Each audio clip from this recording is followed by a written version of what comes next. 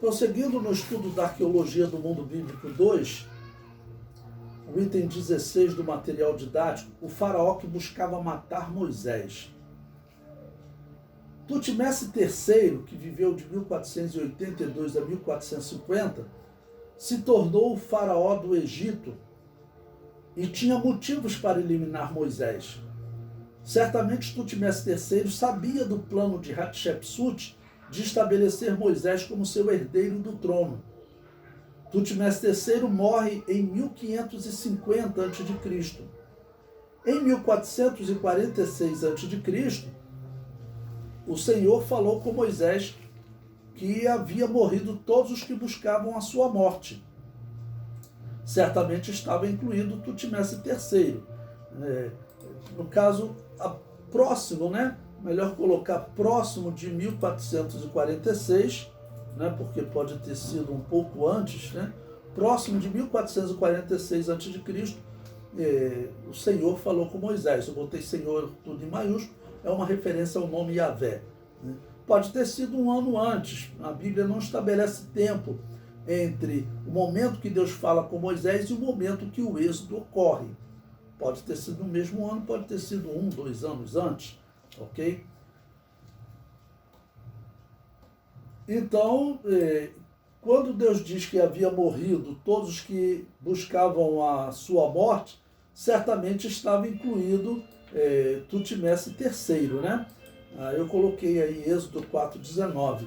Disse também o Senhor a Moisés em Midian: volta para o Egito, porque todos os que buscavam a tua alma morreram.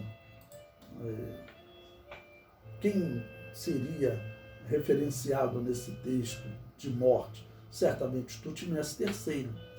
Então, pegando a cronologia bíblica e comparando com a cronologia egípcia, cronologia de um livro, pelo menos, que esse livro que eu gosto muito, de Nicholas Grimond, é um livro muito respeitado, e você vai encontrar livros com outras cronologias. Existe uma variação de datas, ok? Mas esse de Nicholas Grimond,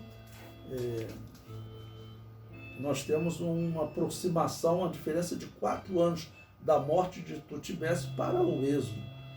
O comentário prossegue.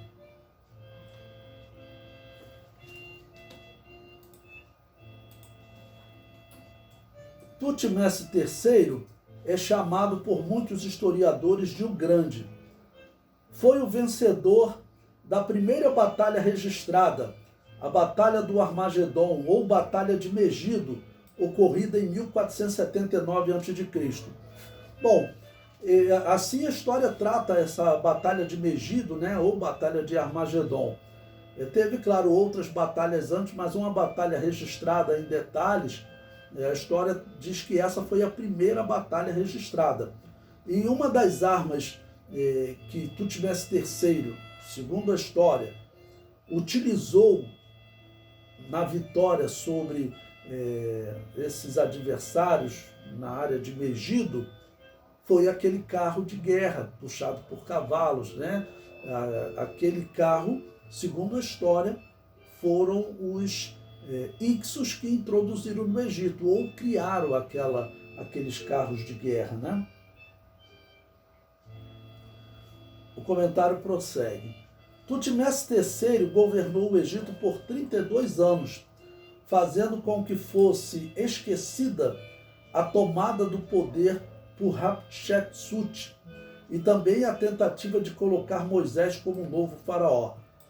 Com a morte de Tutmés III em 1450 a.C., assume o poder Amenhotep II, que governará o Egito até 1425 a.C.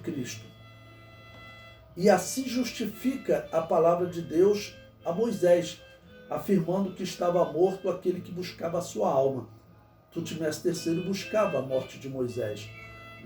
Então, esse Tutmés III, ele é apontado por alguns como sendo o faraó do Êxodo. Mas não tem história de Tutmés III ter perdido o seu primogênito. E a Bíblia diz que o faraó do Êxodo, ele perdeu o seu primogênito na praga da morte dos primogênitos, a 10ª praga do Egito. Então não pode ser Tutmés III.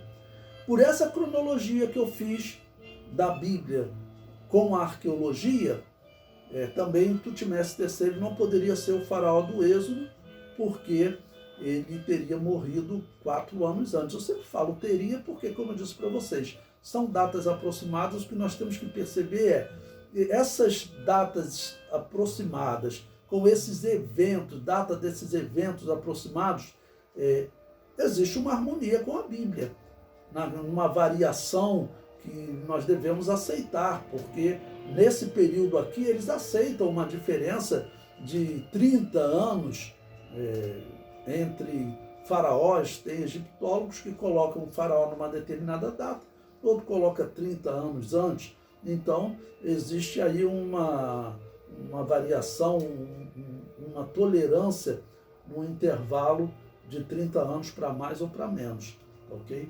Agora, aqui as datas bateram de forma bem precisa, bateram.